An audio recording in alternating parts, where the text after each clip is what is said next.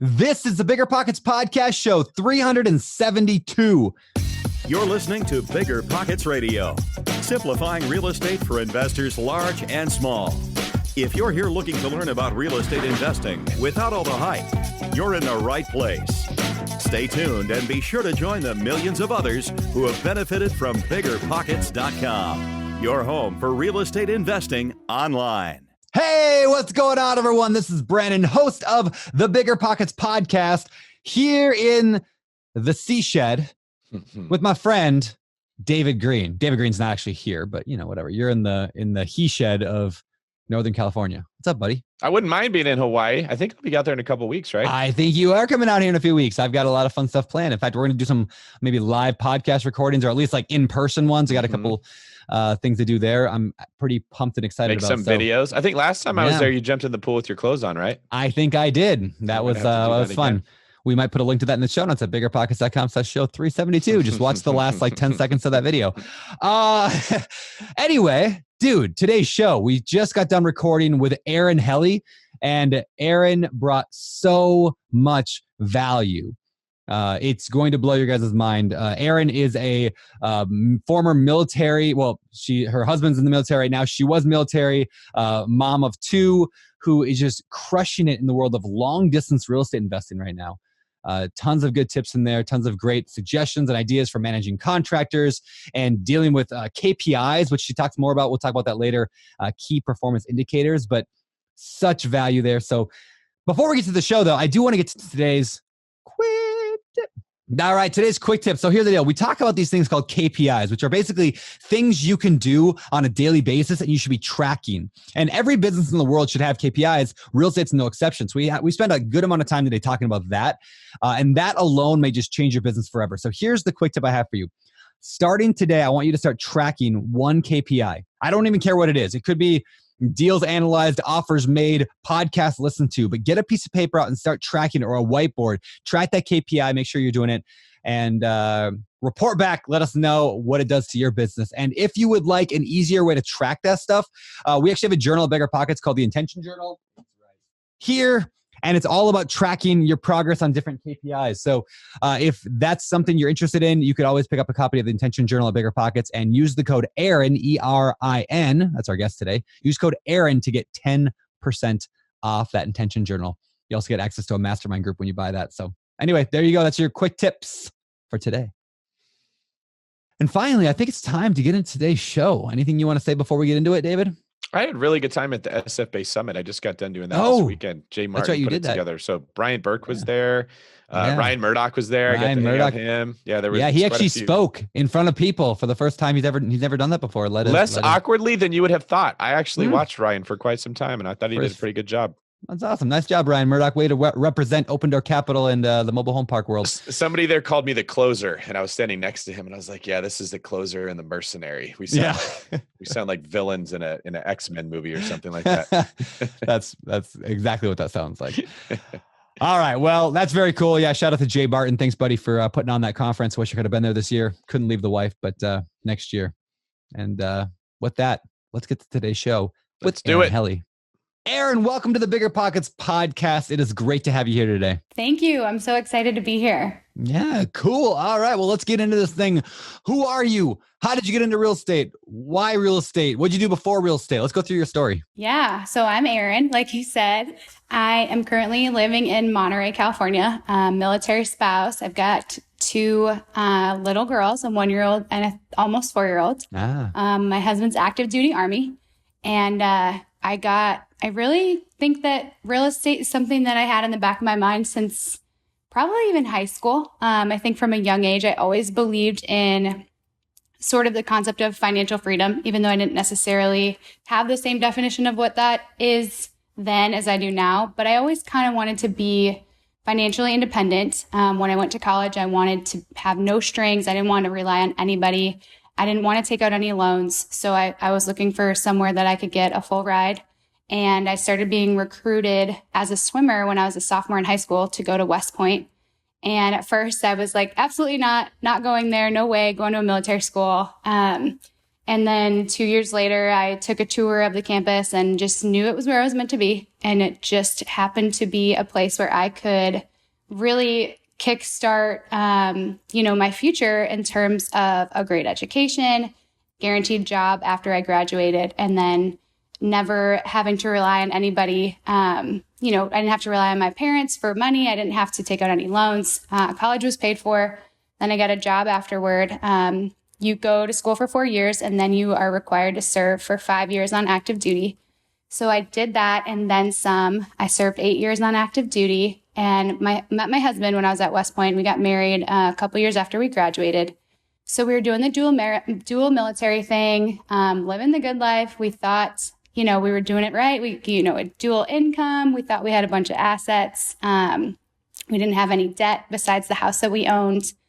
And then we had our first daughter, and I took my maternity leave and I went back after 3 months with her. And my third day back, I got put on orders to go to Afghanistan. Oh, wow. 3 months later, when my daughter would have been 6 months old, and my husband was already on orders to go to Iraq that same exact month. So he would have left her, and it just wasn't something that we were willing to do. And I resigned the very next day. It took me about 5 months to get out of the Army, which is a really quick turnaround for that, and really never looked back. And so I started looking into real estate once I got out. I then read Rich Dad, Poor Dad and realized that what I thought was financial freedom and what I thought were assets probably really weren't. So it really kind of changed my perspective, changed my direction, and it just kind of made me come up with a better plan to get to the point where we wanted to be down the road.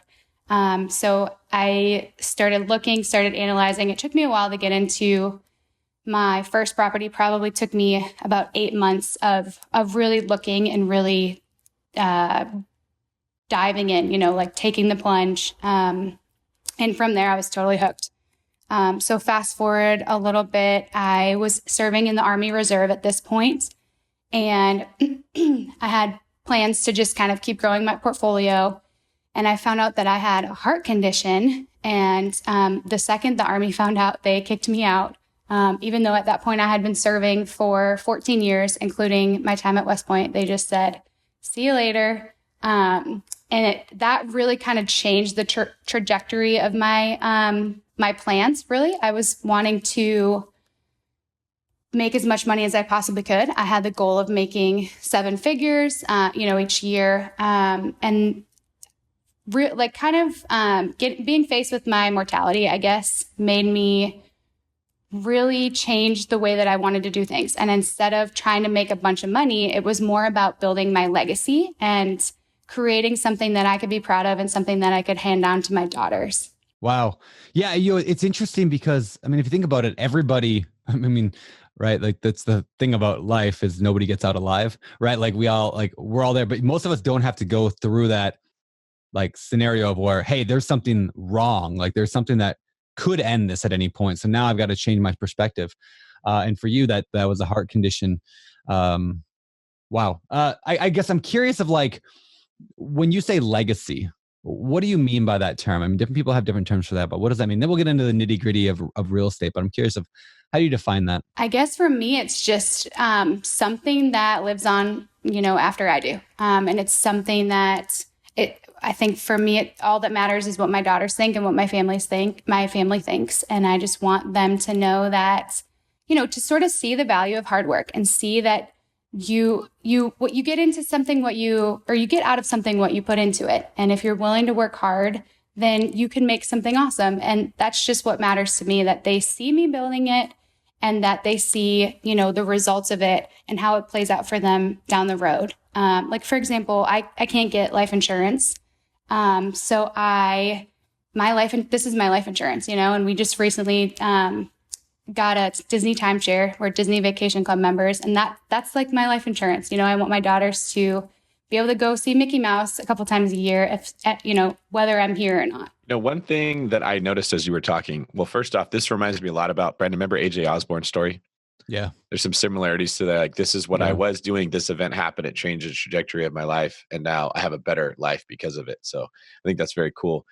But when you say that you want to leave a legacy, one of the things that's cool uniquely about real estate for doing that is that not only are you teaching your daughters, this is how you do well in this business, but they're going to actually inherit the properties you're buying and be managing them. Like it's a very clean handing of the baton. You're actually handing the properties too. It's not like if you were a real estate agent teaching your children how to be real estate agents, maybe you could hand off your database of people, but you're not giving them an actual asset. But you're showing them this is how we get properties, this is how we manage them, and then they get to actually take that property over. That's probably very fulfilling, I would imagine, for you, knowing that they're going to get them. The question I want to ask you is, when you realized that money was less important than legacy and you had that change of trajectory, what about real estate investing stood out to you that you realized this is the way I want to leave my legacy? I think it was just, the ability to scale it without having to work a full-time job. You can continue to build your portfolio and continue to grow your monthly cash flow or your equity, but it doesn't necessarily mean, it's not like the more cash flow means you have to work more. It doesn't work like that, like a lot of jobs do. So that was it for me, just being able to spend most of my time with my kids, but continue to see my wealth grow and our equity grow. Yeah, I had this conversation. I think I might have mentioned this on a previous podcast, but I'll say it again anyway. I had this conversation with a guy who was visiting my family, and he owns like a machine shop or something like that. He's an entrepreneur, owns a machine shop of some kind. And where he was just talking about how they go through ups and downs in their business because sometimes they just lose clients and they have to go back to the drawing board to get all new clients and try to find new customers for their product, and how difficult that was. And I was just like, I can't relate to that with rental properties, at least. I was like, I buy rental properties and I just own them, and I don't have to go out and buy another one. Like everyone it's like little oil wells. Like you just buy one and then that's yours. I mean, yeah, you have to maintain it. I'm not saying it's zero, but like you said, it's scalable. And just because you make more money, it's almost like opposite of normal work, right? You make more money over time kind of naturally, but at the same time, your time goes down. Like the time commitment goes down because your systems are better, your processes are better, property goes up in value, cash flow increases, loan gets paid down. So you're wealthier, you're having more fun, it's easier, less stress, system better. Yeah, it's all around awesome. So let's get into your real estate thing, because obviously we all love real estate. That's why we're listening to this show. So very first property, what did you do for your very first property? Tell us that story. I found my very first rental on the MLS. I looked for a little while at some older properties, some that I thought I could get a good deal on and renovate. But I ultimately decided to go for a new build. I bought this one in Clarksville, Tennessee, and there were lots and lots of new builds. And the cash flow there is great. It's a great rental market. And so when I balanced the numbers between, putting the money in up front and renovating and, not putting the money in up front and seeing it grow over time, just where I was in my life, I had a young, probably 2-year-old at the time. I just found out that I was pregnant. My husband was deployed. Renovation wasn't something that was really at the top of my priority list. And so I also wanted to get into something that I knew would be comfortable for me. I was very nervous about having buyer's remorse. I was worried about losing sleep. I was already losing plenty of sleep as a new mom, and I didn't want another reason to lose sleep. So I knew that if I was going to scale it, and I knew that if there was going to be a second investment, the first one needed to nail it. And the first one needed, if nothing else, to provide me comfort in knowing that I was on the right path. And so I bought a new build, and it's been an awesome investment. I literally drove from closing to Lowe's, made a copy of the keys, drove and met my tenant at the property. And that tenant has been in there almost 2 years now, has never been late, has never missed rent. I've not put a penny into that house. It had a 1-year warranty, but hardly anything really needed to be done after that first year. So it's been just a great investment. Definitely put way more cash into it than I probably should have. I put 20% down. And I just, at that time, didn't really realize that there was any other way to do it. I thought you just put 20% down on an investment. And so I know that now I probably could have turned that like $60,000 or $65,000 into maybe 3 or 4 deals. But at the same time, I wouldn't have done it any differently. All right, let's talk about a new build. So a lot of times on the show, we talk about rehab and we talk about Bur. We talk about all this stuff. Like I buy a lot of old crappy properties. I think my newest property is 1978. The idea of buying new construction and actually making cash flow is kind of foreign to me. But I know it can be done in certain markets. I mean, certain markets it can't, certain markets it can. And it sounds like in your market it could. So what did you buy the property for? What does it rent for? Can you give us some of those details? Yeah, so the purchase price on it was $220,000. Okay. And it rents for $1,760 a month. Okay.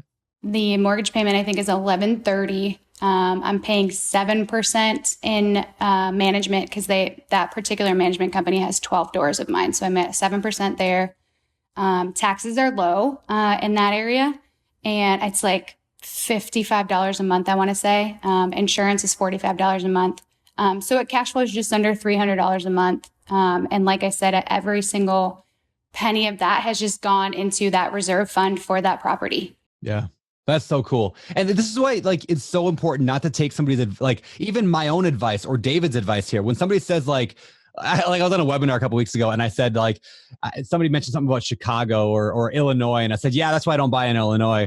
And it was something like I don't like the landlord laws there, something like that. And then people were like, what, you're saying we should never buy in Illinois? And I'm like, well, hold on. Like, there are people who are millionaires because they're investing in Illinois. Yes. There are millionaires who are investing in new construction. So, like, just because I don't do something and I don't get it, or I'm not a fan of it, or David here, doesn't mean it can't be done. Like, yeah, I guess that's just advice to everybody is, like, put on your thinking caps and, like, don't let somebody else do the thinking for you. This is such a good point. And I was just speaking at the SF Base Summit yesterday about the Bur Method.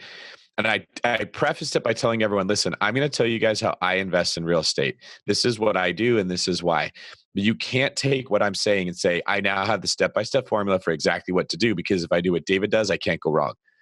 And that's the problem with when you're afraid, you tend to want as specific of information as you can get because you think it prevents you from making mistakes. But not everybody's in my position. They don't have my resources. They don't have my life. They don't have my goals. It doesn't make sense to do it my way. And Brandon and I's biggest fear is we're going to tell people what we do and they're going to go try to do it and it's going to go bad. And they're going to say, you told me to go do this, or you told me not to do that. And I love this story, man. My brain just started firing off with all kinds of ideas. I'll get into them. Brandon, what were you going to say? Well, I was going to say a good example of that. So, like, I have this real estate fund. It's a 506c fund. This is important. So I have a 506c fund that allows me to talk about it. I can talk about it right now on a podcast. I can say, hey, I have a fund, right? But if I had a 506b fund, I can't talk about it. So one of my biggest fears is that people are going to go and, like, it would be illegal for me to talk about it if I had a 506b syndication or fund, right? So then when I put that out there, people are inevitably like, some people are like, Brandon's breaking the law. Mm-hmm. And I'm like, no, I'm not, because I have a 506c. At the same time, like, I'm worried other people are going to go and start advertising their real estate syndication. Because Brandon does it. Because Brandon does it. Even though they have a 506b. And you guys don't need to know that, like, the details of what I'm saying here. All I'm saying is, like, just to back up what you said, David, is know what you're doing, like, works for you, not just because I did it or because David did it or because Erin here did it. That's exactly right. And when Erin said she buys new construction, conventional wisdom would say, oh, that's terrible. You'll never get a good deal. You can't cash flow. But what I immediately started thinking is, this is not as crazy as it sounds. In most cases, you won't get cash flow. It sounds like Erin did. That's great. But even if you didn't, would it may be a good idea? And I started realizing your CapEx will be very low or non-existent for the first 10, 15 years of owning that property. And I started thinking, well, if I took all the cash flow and added it up over a 10-year period, but then I had to subtract the CapEx on the 80-year property, would it even actually be net positive still? Because oftentimes they're not. And then I started thinking about new construction is probably going to be in an area where that part of the city is being developed. They're bringing in more amenities people want, the restaurants, like that type of thing. So what if you're getting in a better location? And then I started thinking about every time we buy a house, we always look at day one, does it cash flow? Day one, how much money am I making? But when you look at people that made money in real estate, they did it over 30 years. And if you owned a property for 30 years and it didn't cash flow for the first 5, but the next 25, you absolutely crushed it, would you even remember those first 5 years? And I often see this when you zoom out and you look at the big picture, the stuff that you were afraid of, that your fears were based on, was always only because you focused in on that little thing. And if you can zoom out, you get a lot more clarity. And I wanted to get your guys' perspectives on what you think about that when it comes to investing in real estate. Yeah, I mean, I think that's exactly right. And when I got into that one, I knew there were a lot of things that I didn't know. But I knew that this particular asset would not cost me a lot of money out of pocket, at least for the first couple of years. And when I just looked at that loan amortization over, I'm like, I'm going to get a mortgage on this property, I want to make sure that the property outlasts the mortgage. And that was sort of my biggest concern going into it, like just that leverage and not really wrapping my head around the power of that at this point in my, in my investing career. And it was just really important to me that the numbers made sense long term. And that's why I felt comfortable buying a new build. And then I also saw it's in a military town. So rents are constantly going up because they go up with the basic allowance for housing that every service member gets. And that goes up every single year with inflation. And then just the population's growing. So I saw that equity going as well. So it was more than just about the cash flow for me. It was just about the security of that investment. Well, Brandon and I always say you got to get the first one under your belt, right? Because Brandon, do you remember the statistic? What percentage of people only own one investment property? Yeah, I don't remember, but yeah. It's like nobody, right? It's the only people that have one property became a landlord on accident. They bought a house, they had to move and they rented it out, but they never really wanted to be one. Yep. Everybody else either has more than one or they have none, because once you get that first one, the next one seems so much less scary and easier, and you get over those emotional hurdles. So I was thinking, this might be the perfect way if you have enough. You're living beneath your means. I don't want you to do this if like $200 a month that you're losing would crush you and you'd lose the property. But if you're financially savvy, getting a new construction home reduces a ton of the variables that cause all the worry. What about the rehab? What if this goes wrong? How do I know that I'm going to get a tenant? It's the easiest place to rent out. Very low likelihood that anything's going to break. You're not going to have a rehab on a new construction home because the builder's just going to come fix it. It's like training wheels. Then you get all of the stuff that scares you out of the way. You learn what to expect. And on your next home, it'll be so much easier. Maybe that's when you get into something with a little bit more upside. It just actually seems brilliant now that we talk about it to make the first one as easy as possible. Because as Brandon and I know, you're usually not going to make money on that first one anyway. And even if you do, it's like 20 years from now when you parlay that into millions of dollars. Like, who cares if the first deal like was a home run or just a base hit? You know, like at least you're in the game. That's more important. It's the momentum that you got to get started. Yes. It's like teaching Rosie to play, to swim, right? Like we don't toss a kid into, Erin, you got a couple kids, right? You don't just toss your 1-year-old into the deep end of the pool and be like, swim, go. Man, what a loser, can't swim. Like, we wouldn't do that. We start them easy. We start them like little flipper thingies and like big, the big padded arms. They're so cute in those. Yeah. And then you get their confidence up and you get their momentum going. You get them swimming regularly and then they become, little world-class swimmers lately. That's what. But Brandon and I are not going to talk about swimming in the kiddie pool with our floaties on because we did that a long time ago. We don't really remember that, right? So don't get discouraged when Brandon's, training for a triathlon. He's swimming out there in the Hawaiian Ocean. Let it inspire you to get to that point, but don't let it stop you because you don't know how to swim yet. Good point. All right. So Erin, what came next? So you bought that first property, you got the momentum going, and then what happened after that? So the next thing I did was a flip. I went the complete opposite direction. I found a house that was built in 1960s. It was a really small, like 800 square foot house, and needed a lot of work. And I found that actually also on the MLS, and the seller was very motivated. I was able to get it seller financed. It was a $50,000 property. It was a $25,000 property. He asked for 50% down. So I had to bring $12,500 to closing and ended up putting like another $12,000 to $13,000 into it. Me and my dad flipped that property. We did more than we realized we were getting ourselves into. And it was because we didn't have a team yet. We didn't have the contractors in place, which I kind of knew going into it. I was setting up my team and it just wasn't going as quickly as I would have liked it. And I said, I'm going to try to came across this property. It was very low risk. My monthly mortgage payment was like $235. And I just decided that I was going to just take this as a learning opportunity. And if I made nothing and I just broke even, I knew that what I would learn would be worth it. And so we dove in. My dad came down from New York and I was like 7 to 8 months pregnant at the time, flipping this house with my dad. And we tried to hire some stuff out. Some things we were able to hire out, other things we weren't. And we got this thing done. It was really cool. It was easy to kind of see it come together because it was just such a small house and it had great bones, great structure. It was just this cinder block, perfectly square house. We just painted the exterior, put some awesome shutters on it. So the exterior looked awesome with just like some really minor landscaping. And then we did like an accent wall. I laid the vinyl planking myself with my giant pregnant belly. Wow. And yeah. And we got it done and we sold it for $59,000. At the end of the day, it took home about $13,000. That's awesome. It's that same thing we just talked about with rentals, but now we are applying it to flips. It's like, hey, let's just get some momentum. Like anytime somebody tells me that they did a flip and they didn't make their first flip and they didn't make any money on it, I'm like, that's awesome because you got the momentum going. Again, like when you've done 50 flips 20 years from now and you look back and you've made, $18 million on flipping over the past 25 years, like who's going to remember that you didn't make a ton on the first deal and you made 13,000? That's awesome. Yeah. I mean, we worked hard for it, but yeah. But at least you didn't lose any money. You learned a ton of stuff. What were some of the lessons you learned? What could you tell people who are listening to this right now that are saying, I want to go flip my first property? What are those big lessons that you guys learned?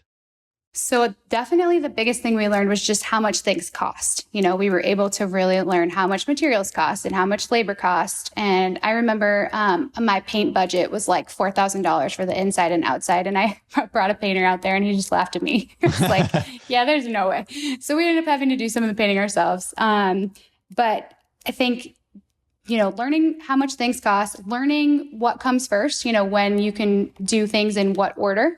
And then the most important thing was just contractors, dealing with contractors, learning how contractors work. And yeah, that was definitely the biggest learning curve and still something I struggle with to this day.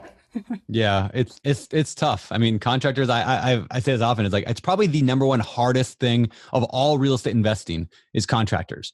If I had to pick like one thing that's like, yes, there's ways to make it easier, but it's always tough. Even like the best people, even like the Jay Scotts of the world who like can flip houses in his sleep still has contractor problems where everything else can be really systematized. And maybe the way to systematize it, you just hire someone to deal with the contractor for you.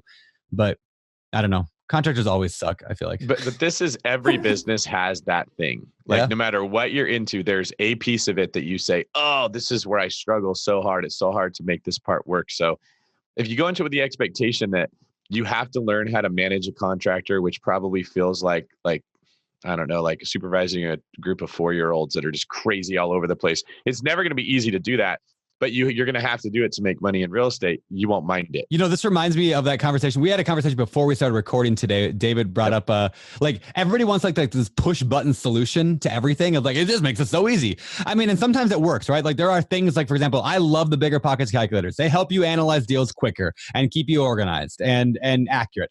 But with other things in life, like dealing with contractors, there is not a one button solution to deal with contractors. And that's what everybody wants. Like, I just wish there was like a simple software that told me how much the rehab's going to be. There's not a simple software. It for me. Yeah. And then manage the contractors for me. And that would, and would just serve up 3 contractor bids right on my plate just for me. And there are companies that do that, but you're going to pay heavily for them and you still got to manage them. And this is a really good point to make because I know a lot of our listeners are in like Silicon Valley. Like that's where I'm selling a lot of houses and looking for house hacks. This is how this came up because we start talking to people that want to invest in real estate and they live in a good market where they make good money. I know, Erin, you live in a pretty expensive market now, but you're investing in markets that make sense. We're going to get into that in a minute. But people who work in the tech world specifically, they're always looking for an answer that involves automation or some software that can do the job of a person. And they just what they're really trying to do is get out of the fact that they don't like conflict and they don't want to have to handle a contractor or they don't want to have to build a skill in communication or in project management or anything that requires them to have to like put some effort into it. There's this belief in the tech world. I can find a computer that can do that job for me, right? Which side note is kind of scary because if that happens and none of us are going to have jobs anymore, we're all going to be starving because like, that's how Skynet starts and Terminator. That's when the world's going to turn over. But it's just so frustrating because they're always like, how do I find a software that will analyze every property on Zillow and only tell me about the best one so that I don't have to do it? Yep. What you're looking for is a turnkey solution, but you want like retail profits, and it just does not exist. You have to get over that way of thinking that you can get around something. You have to be able to do the work. Now, there is a time in your business where automation will come into play, but it's usually 12 steps further than when they want it to come into play. Like getting that deal in contract, you're talking to humans, you're talking to the agent or the wholesaler or the seller directly or whatever you're doing. You have to be good at that. You can't find a bot that's going to have an artificial intelligence conversation and just hand you a deal with $50,000. And that's what Brandon and I and Erin were talking about is, if you're thinking that way, you're getting in your own way. It will not work. When you're flipping 12 houses a month, you can absolutely automate some of that process, but not when you're trying to get the deals. Erin, I know we kind of jumped in really quick to your story, which has been awesome and what you're doing. Do you mind painting me a big picture for what your portfolio looks like now, what kind of deals you're buying, and where you're headed? Yeah, so we have 20 doors currently, 21 doors if you include this flip that we're just finishing up. And right now, cash flow is about $4,500 a month. A very wide range of cash flow. We own a 10 unit right outside of Fort Campbell in Clarksville that we've got for a great discount, and we're basically putting every single penny that we're getting out of it right back into it. Every roof needs to be redone, and it's going to eventually need all new HVAC units. So that's kind of like affecting my overall cash flow. But we're seeing the value of that property go up constantly. So that's kind of cool. And the tenants are just really happy. I think we'll have some good, I think they'll stick around for a while. So anyway, long term, my monthly cash flow goal is $10,000. And I'd like to be making that by the time that my husband can retire in about 9 years. So he'll be able to retire from the Army at 20 years. Our daughters will be 13 and 11. And I just want him to be able to completely retire if that's what he chooses to do. And, you know, between his retirement and that income, that's where I want to be in 10 years. So I don't particularly look for any type of property necessarily. It's more about the return. It's more about just that individual property and, you know, the security of that investment or, you know, maybe the equity. It just depends on the property. So that's something I talk to a lot of people that I know about who want to get into real estate. Like, just don't close your mind to anything. Like, keep an open mind. To me, it's more about like a return on investment than, you know, any particular location or any particular type of property.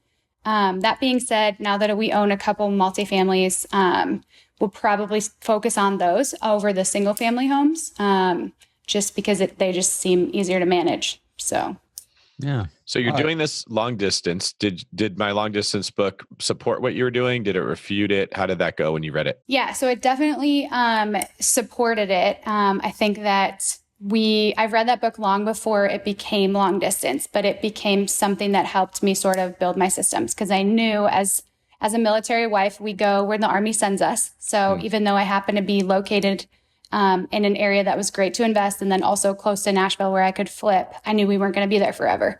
So it helped me build my systems and helped me sort of plan for the long term. So when I left Tennessee, I was worried I was going to take a big step back. But actually what I saw happen was me being able to scale this to a level that I didn't think I was going to be able to do for a while. I almost immediately jumped into 2 flips because I was just doing one at a time before I moved, because I was like more actively managing them, doing site visits, things like that. But now that I'm out here, I don't have to do that. And it has freed up my time quite a bit. And I've hired those things out. And now I'm just receiving reports and answering my phone by driving from property to property. Well, so you know what I love about long distance investing is it kind of like refines.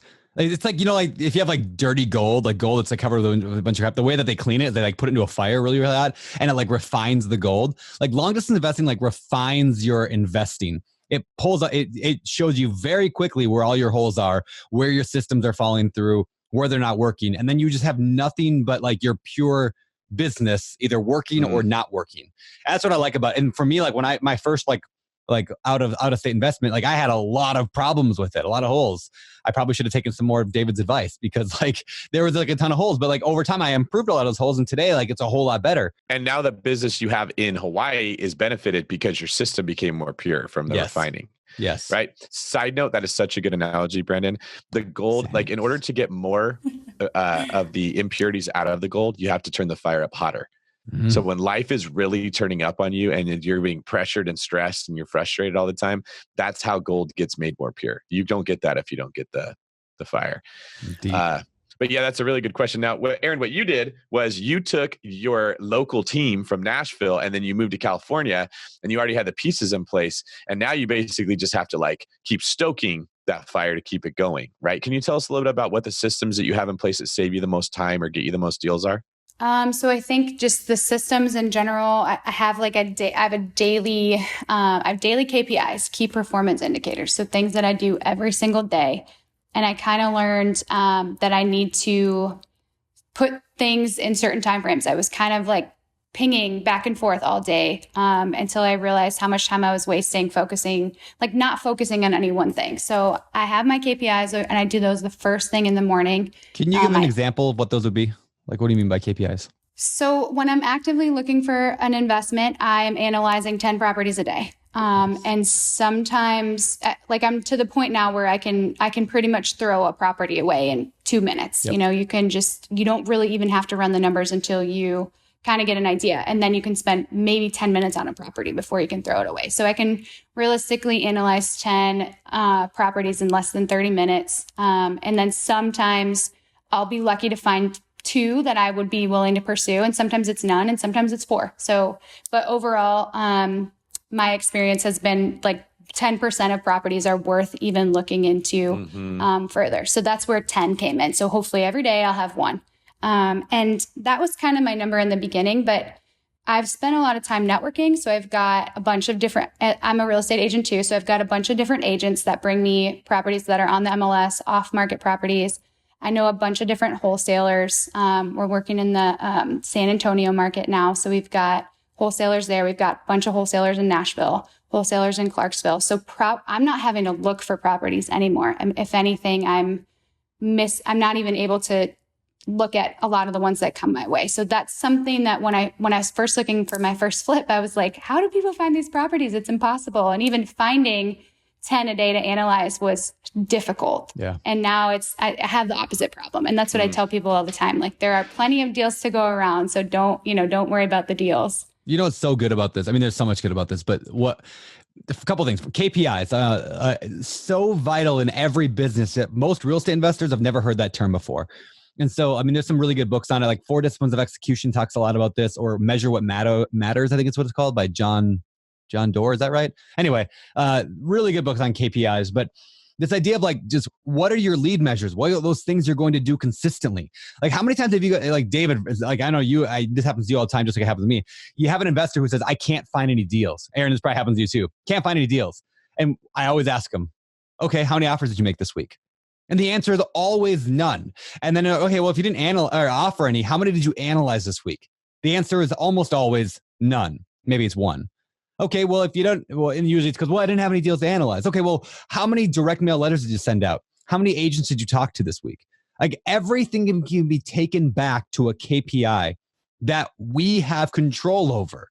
And if we work our KPIs, the results will take care of themselves. Yet, for some reason, real estate investors didn't get that memo that we have a business, and instead they treat it like they're, it's a hobby of like collecting troll dolls or something like that, like David does.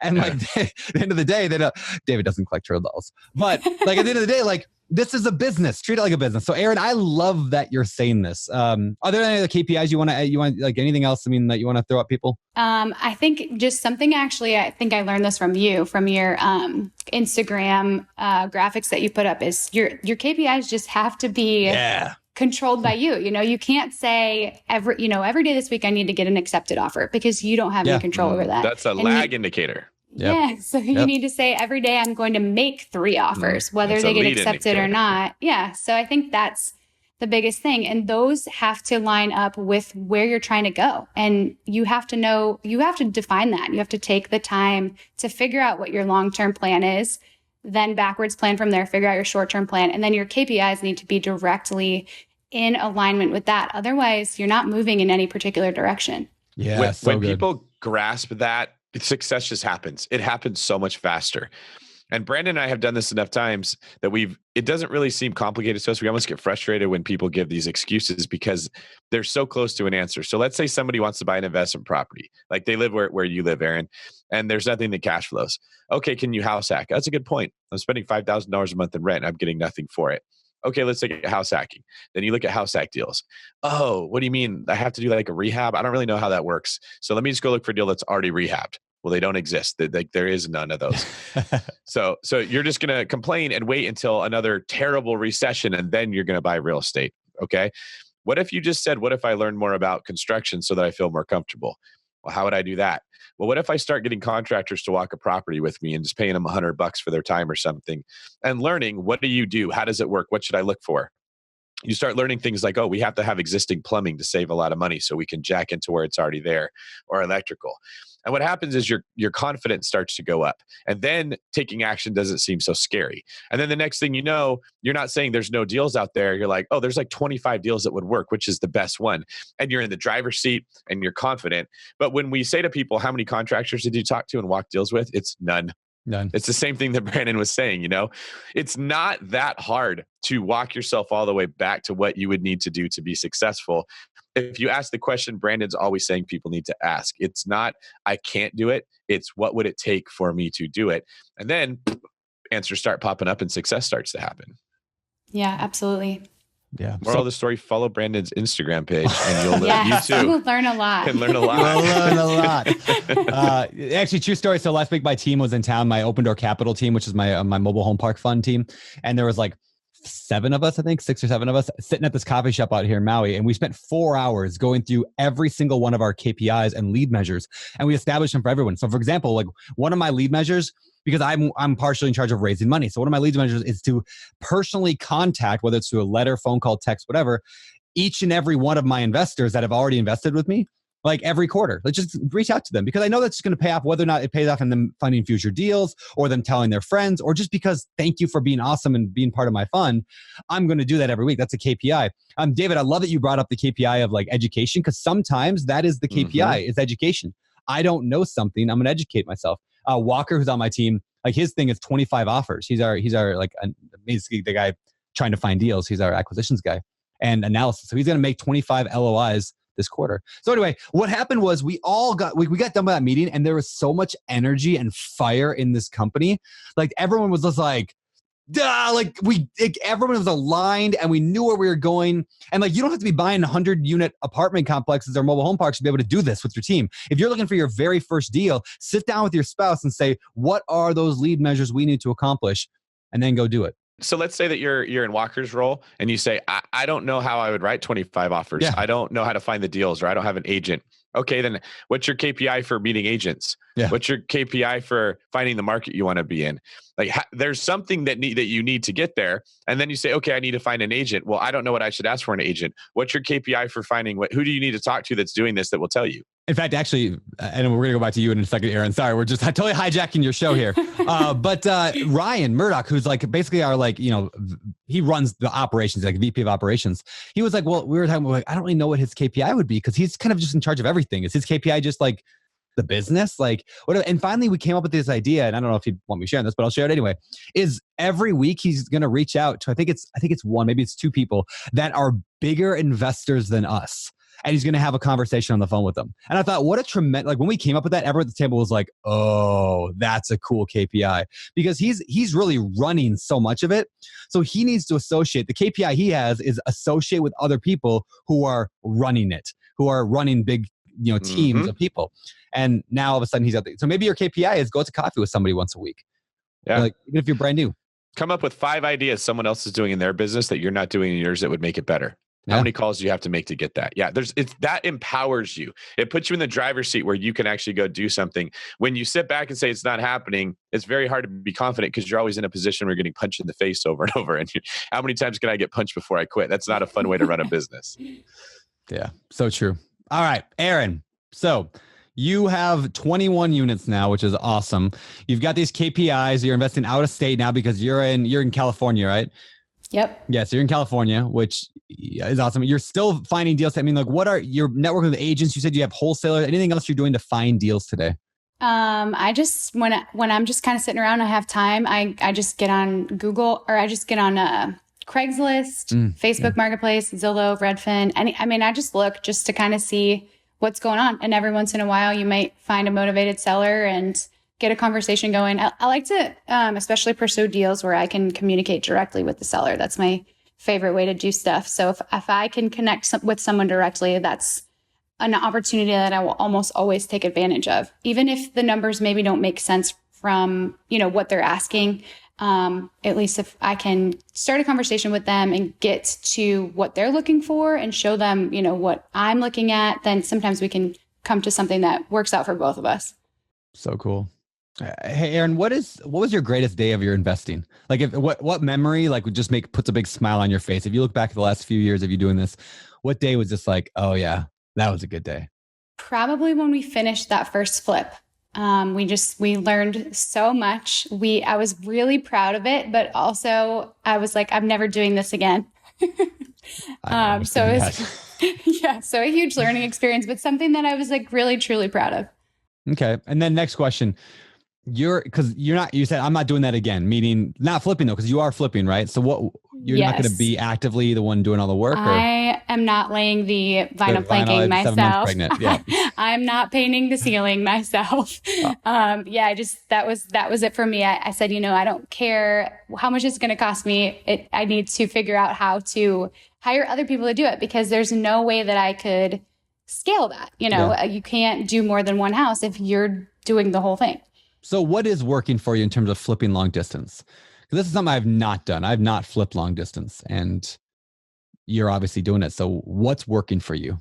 I mean, it's all working really as a whole. I have some issues and some setbacks here and there, mostly in terms of contractors and communication mostly. But I've learned a lot when, that first flip I did, the couple people that I hired, I didn't do contracts with any of them. And I've learned now how important it is to put a contract together that I work on alongside my contractor. And the draw schedule that's the biggest thing. Yeah. When are you going to get paid? How do you want to get paid? And we have to agree on that. And I think a huge way to get them to be invested in your property is if they have a say in how and when they get paid, and that everybody understands how that's going to happen from the beginning. That is probably the biggest point of contention. And that's when, emotions flare when you're talking about money. Yeah. Anytime that I don't establish good benchmarks and this is when you get paid, that's when I end up at a Safeway parking lot at 9:00 at night paying a contractor in cash because they need money for the next morning for blah, blah, blah. That's when that crap happens, is because I didn't do my work ahead of time so that doesn't happen. Or that's when I get the angry contractors that are punching each other in the middle of a job site like that. It's always in the middle of a podcast that was happening. That was awesome that day. Brandon's trying so hard to focus on the podcast. His phone's blowing up from two contractors that are fighting because one found out they're getting paid more than the other one. Yeah. That was awesome. That's definitely. So tell us on your Instagram how you solve that problem, Brandon. I need to learn. Jeez, yeah, here's what happens. Let me explain. This is what happens when you don't have the difficult conversation with the contractor on how they're going to get paid. That's exactly what happens. You are putting your business success in the hands of a person who, statistically speaking, is terrible with managing money, just because I've yet to meet a contractor that's not. This is not an insult about contractors. That's just not what they're good at. They're not business people. They don't manage cash flow. They don't understand accounts receivable and accounts payable.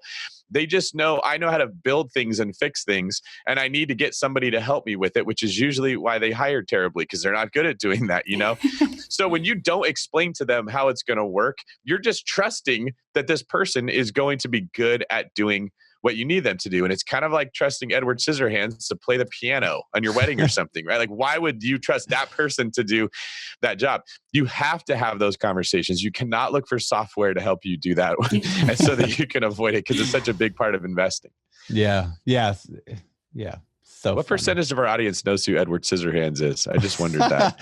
A fair amount, I think. We got to. All right. We're a bunch of 24-year-olds Googling that right now. All right. So, Erin, let's get to where do you see yourself heading in the future? I know you said legacy is obviously important. You want to build something. You want to get to that 10K a month. Are you going to keep doing flips out of state? Are you going to keep doing rentals? Do you like the flipping thing? Are you going to go in the larger multi? What's the plan? So I don't love flipping. It's more, it doesn't allow me the control of my schedule that I would like. I want to be, I want to work when I want to work, but when you're at the whim of contractors and things going on at your property, you don't have that luxury. So after we sell this last one, I think I'm going to take a little bit of a break, probably until we get back to that area in about a year. But right now I have the goal of buying 3 doors a quarter. this year.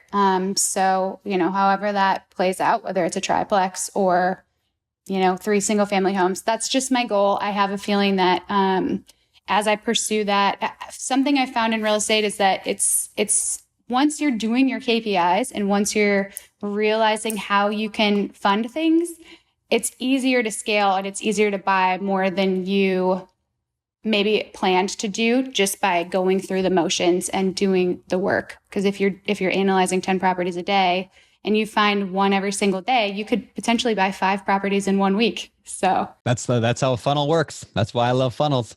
I want to ask you, Erin, with managing properties at a distance, what have you looked for in a property manager, and what advice would you give to other people who want to do this? What questions they should be asking? Yeah, so the property manager is the critical part here. I think, that's this place where you're going to lose sleep at night, is if you don't have confidence in your property manager, you don't have a good relationship with them, and you're not communicating well with them. So I think when you are trying to build your team, that's probably the place you should start, because they should have a lot of relationships with a lot of the people that you'll need on your team, the other people that you need on your team. So that's a good place to start. You need to interview them. You need to get to know them as much as you can, get to learn about them, who they are as a person. Are they a good person? That's kind of what I've learned in the last couple of years working with contractors and just different people on my team. At the end of the day, I just want to know that they're a good person. And, I expect them to mess up here or there, but I just don't want them to be stealing from me. I don't want them to be taking advantage of my tenants or whatever. So that's what's important to me is getting to know them and just knowing that you can trust them. There's the only way you can do that is just building that relationship. Yeah. Have you ever had 2 property managers, one that got 9%, one that got 8%, start fighting with each other? Fist fighting at a property. Yeah. I never have.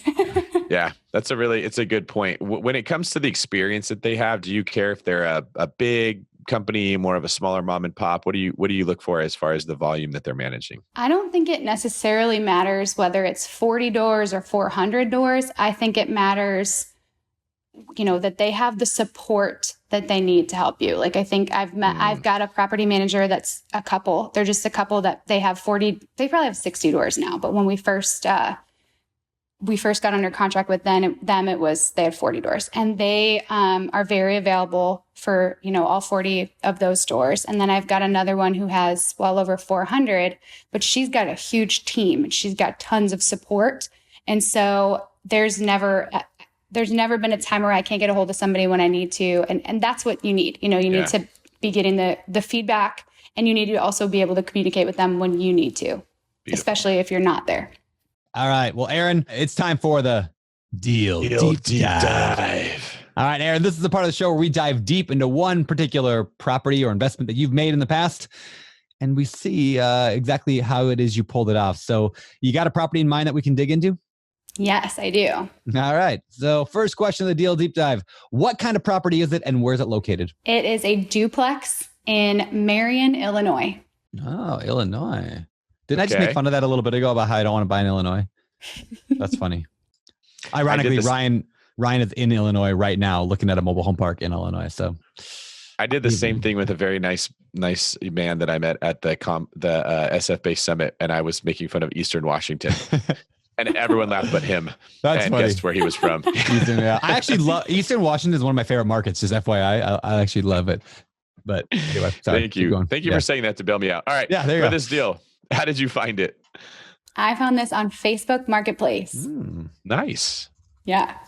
I have not ever bought a deal from Facebook Marketplace, but I have heard of others who have done so. So cool. Number 3, how much was the property? Like, what were they asking and what'd you end up paying for it? They were asking, I think, $72,000 or $73,000. And after I initially put in an offer for asking price, I started talking to the seller directly. He listed it himself on Facebook Marketplace. And I just kind of tried to build a relationship with him, build some rapport. Got under contract at asking price, and then we did the inspection. A couple things came back. It was a very well maintained property. The owner was owner occupied. He was living in one side, managing the property, and he just really kept it in great shape. But there were a couple things that came up. We had to replace a water heater, replace a door, fix a fence, a couple minor things. So we got down to 65,000 and closed without issue. Beautiful. So that's how you negotiated it. Why'd you pick that market? Well, so I was trying to find something. This was a purchase in my IRA, and I had about $70,000 in my IRA. And so I was looking for a multifamily. This was my first multifamily, and I wanted something that I could buy in my IRA. I couldn't find the right lender when I was looking, and actually lost a contract because my lender initially said he would do it, and then when it got down to it, he wouldn't do it. And so then I thought that there was no way to do it. I didn't realize that there were lenders that would, loan against an IRA. There were different ways to do it. And I know that now, but I didn't at the time. So I said, I'm just going to have to find a property that I can pay for with the $70,000 that's in my account, and knew that there was no room for renovation at that point because that was all I had. And if you're investing with an IRA, you can't just bring money in from outside. It all has to be within your account. And so I just started looking in other markets, and that's how I ended up on Facebook. I just put in some parameters, and this property came back at me and just kind of developed from there. All right. So we talked negotiation. You basically did the inspection, and got them down from there a little bit. You funded it with the IRA, with your own personal, which is super cool. What did you do with it then? Did you held it as a rental, or what's the deal? Yep. So it's still a rental. The guy that sold it ended up living in it for a little bit longer while he was waiting for something else to be built for him. And then he moved out. We got a new tenant. And so those two tenants have been in there a little over a year now, and they're just paying rent. Sometimes they're a little bit late on rent. It's a C-class property. But for the most part, it's performing very well. The monthly cash flow is pretty amazing. What do each side rent for? And then what utilities are you responsible for? So it's exactly a 2% property. So I paid $65,000 for it. Each side rents for $650, and I'm responsible for nothing but the management fee. Not even the water or nothing. Oh, that's awesome. Yeah, it's amazing. The reason that people might be thinking, why do I care about the water? It's because if you look at like a multifamily, the water bill alone can make or break a deal. Like really it can. Like if I were to tell you a $65,000 property, it's a duplex that rents for a total of $1,300 a month, that sounds like a great deal until like some places water bill is $400 a month.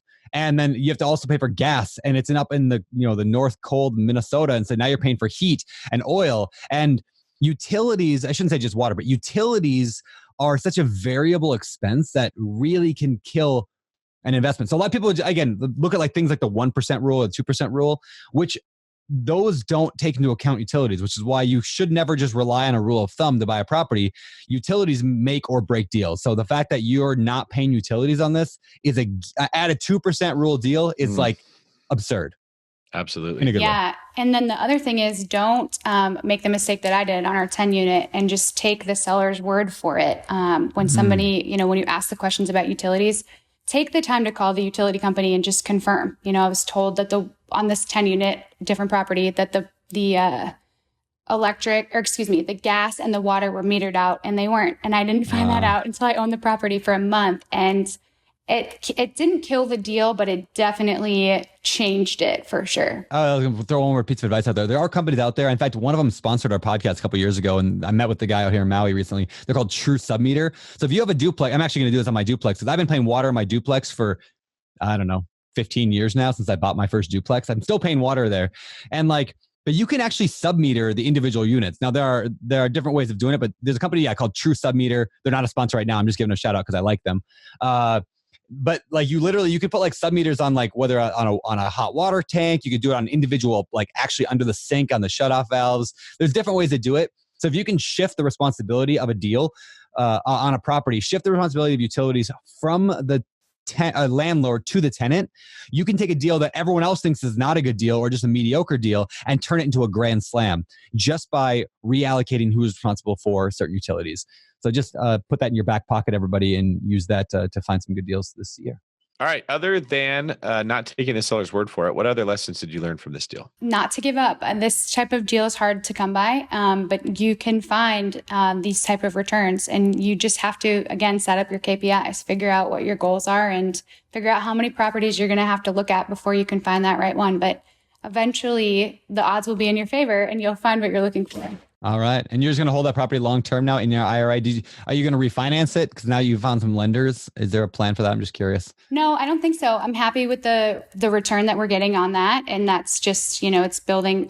Before I was contributing to my own IRA every month. I was sending $457 toward it. And now I'm not sending a penny. And my tenants are contributing much more than that. So yeah. I'm happy with what it's doing. I'm 33 years old, so I've got plenty of time to watch that grow. And then once the cash balance is high enough in there, I'll buy another one. Very cool. All right. Well, Erin, let's head over to the next segment of the show. It's time for our Fire Round. This is the part of the show where we take questions from the BiggerPockets forums and we fire them at you. So we're going to see what real people want to get answered and see if you can answer them. Number one, Anthony says, I live in Long Island, New York. It is a really expensive area. Like duplexes are $400,000. Any tips for investing out of state for a first-time investor? Or is that a bad idea? No, it's definitely not a bad idea. I think that we talked about this a lot already, but building a team, you've got to start by building a team. And I think a great place to start is the property manager. Because like I said, they'll have a lot of relationships, hopefully. And that's telling about them too. If they can refer you out to a lot of the people that you're looking for, you'll know that they're pretty well networked and they're probably going to be able to deal with the things that you are going to need them to deal with as the manager of your property. But you just have to build that team and you need to find people that you can trust. You need to know what's happening on the ground. And the only way you're going to know that is if you have the right people there sending you the information that you need. All right. Next question from Gary Hoffman in Vermont. My wife and I are debating whether we should help our daughter buy a house to live in and rent out rooms while in college. Our other younger children may attend the same school in future years too. Do you think this is a good idea if the numbers make sense? Yes, always. Yeah, that's a cool idea. What I actually like the idea of, and I can't remember who did, somebody did this, and I wish I could give them a shout out, but they bought a property for their kid, put their kid as in charge of the property, essentially like the property manager. And the kid in college got to spend like 3 or 4 years learning how to manage people, manage tenants, manage, the worst tenants, which are generally can be college kids. And so they got a good, and that was like that was how they got to live for free. But like, free education, something that's they probably learned more from that experience than from 4 years of college. Yeah, from managing absolutely. those tenants in that place. So yeah, cool. All right. Number 3, John from Yonkers, New York.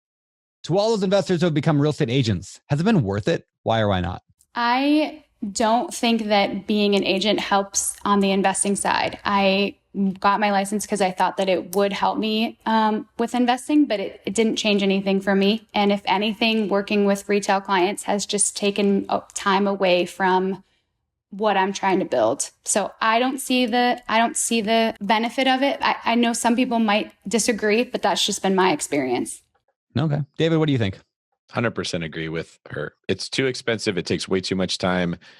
Everybody who's not an agent thinks that agents aren't doing anything and complain about them. And everyone that is an agent says, like, why did I ever take this job? It's so frustrating. Yeah. So do not do it unless you're trying to run a business, get really, really, really good at being a real estate agent, and you actually like that job.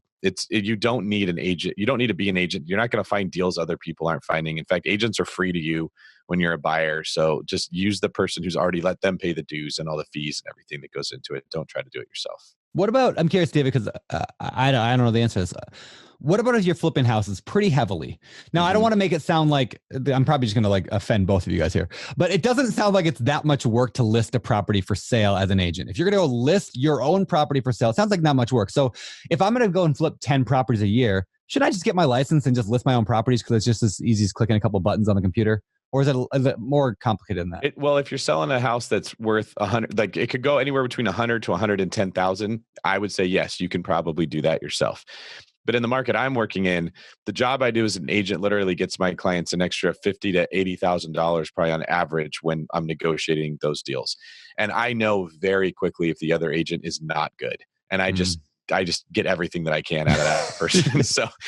So like, there's just so much more. It's putting it on the MLS and waiting for offers to come is fine. But how do you know which of those buyers is going to get cold feet, which one's likely to close, how you negotiate when they ask for extra things, how you take things out of the contract that they would use to come beat you up on stuff later. All the tools that I use to help my buyers save money, I know to take those away from the buyers of my listings.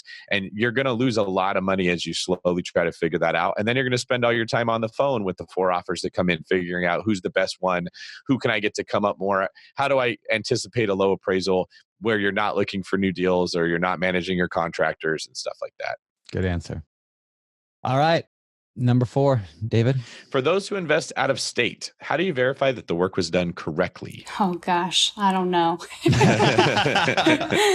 Well, that's where, having somebody that you can trust on the ground to inspect it comes into play. Like I'll never pay anybody until it's been inspected by somebody that I know knows what they're looking at. And sometimes you have to pay for that. You might have to pay somebody $100, $75 to go out there and do an inspection. But if it saves you $4,500 or $9,000 because they are making sure that the job's been done right, and probably 99% of the time that it's done well, but it's not done completely, and it's just a couple things here and there that they just didn't see because they're right up in it all the time. So bringing in a new set of eyes and having someone else check it out will pay back whatever you have to pay them to do that. Yeah, one quick thing on that. I think people need to understand. I've talked about it a few times lately, but I'll say it again. There are 2 types of people. There's a lot of types of people out there on BiggerPockets, but there's 2 huge groups of people on BiggerPockets right now. And when I mean BiggerPockets, I mean in this community of millions of real estate investors who network on the site. There are people who are young and broke, or at least young and not enough to actually buy any deals. They're inexperienced, they're young, they're the 20, 22, 25, 30-year-old people who are excited and they have some free time maybe, but they don't have any cash. And the other group of people on the site are people who are actually investing in real estate pretty heavily, the Erins, the Davids, the me's. If you can marry those 2 together, it benefits both parties significantly. And so if I'm investing out of state, think Erin here, who has all these systems and understands how to invest in San Antonio, in Illinois, in Clarksville, and you're a young 22-year-old real estate investor, wannabe real estate investor who has no money. Think of the value you can provide to Erin by being the person who's the boots on the ground for no cost. Don't charge him anything. Just be like, hey, I will be your boots on the ground here. I will do everything you tell me to do because I'm going to, through osmosis, attach myself to you and learn what you've learned. So just tell me what to do. And then for Erin, you're getting, help. So again, I just want to encourage people network in a market. That's why it's important to attend local meetups. Even if you're going to invest out of state, fly in maybe and go attend a meetup, meet people, connect, build relationships, send private messages, just marry those 2 together and you can just make some magic happen on both sides. Let's get on to the last segment of today's show. It's time for our Famous 4. This is the Famous 4, the part of the show where we ask the same 4 questions every week to every guest. All right, guys, let's get to this. Number 1. Erin, do you have a favorite real estate related book? Yes, my current favorite is Building Wealth One House at a Time. John Schwab, I think it is. Schwab. Schwab. I don't know. It's a great book. Excellent book. Awesome. Yep. What about a favorite business book? Jen Sincero's You Are a Badass at Making Money. I've not read that, but I see it at Target every time I go there. Jen Sincero. Buy all the Jen Sincero books. They'll change your life. Good to know. We should get her on the podcast. Maybe the business podcast. She's awesome. Yeah. Maybe the money podcast. Maybe the real estate podcast. I don't know. We should get her on the show. All right. Next question. When you're not laying flooring as a pregnant mother, what are some of your favorite hobbies? I just like to live life with my kids and my family. We say every day we got to have an adventure. And whether that's walking to the playground or going to the aquarium or, going on a real adventure, I just feel like every day we need to get out there and do something fun and make the most of every day. That's awesome. I use the same terminology with Rosie. I always say, let's go do an adventure. Let's go have our adventure. And now she'll say Daddy, can we have an adventure today? Oh. Yeah. My daughter says adventure. Can we go on an adventure? Yep. That's about what Rosie says. Awesome. Yeah. Because your kid is almost 4. You said my kid's almost 4. So yeah, very similar. Number 4. Speaking of 4, what separates successful real estate investors from those who give up, fail, or never get started? Yeah, this is easy. It's just getting after it. We've talked about this a couple of times, I think, but you've got to define your motivation, figure out your why, figure out where you're going, and then take actions to get there. Set your goals and ruthlessly pursue them. Do what you have to do to make them happen. Love it. Succinct and perfect. Thank you. Beautiful. All right, Erin, this has been awesome. Tell us where people can find out more about you. Yeah, awesome. Thank you guys so much. You can find me. Actually, I write some BiggerPockets blog posts. I'm also on LinkedIn, just Erin Helle, Facebook and Instagram at the Erin Helle. And then my website is bcglobalinvestments.com. Awesome. All right. Well, Erin, this has been fantastic. We're like really, really good. So much information, so much advice and stuff that's going to really help a lot of people, whether they're brand new or been doing this forever. So again, thank you very, very much for joining us today. Thank you guys. This was great. This is David Green for Brandon, the Walking Adventure Turner, signing off. You're listening to BiggerPockets Radio, simplifying real estate for investors large and small.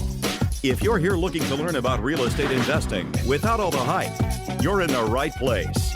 Stay tuned and be sure to join the millions of others who have benefited from BiggerPockets.com, your home for real estate investing online.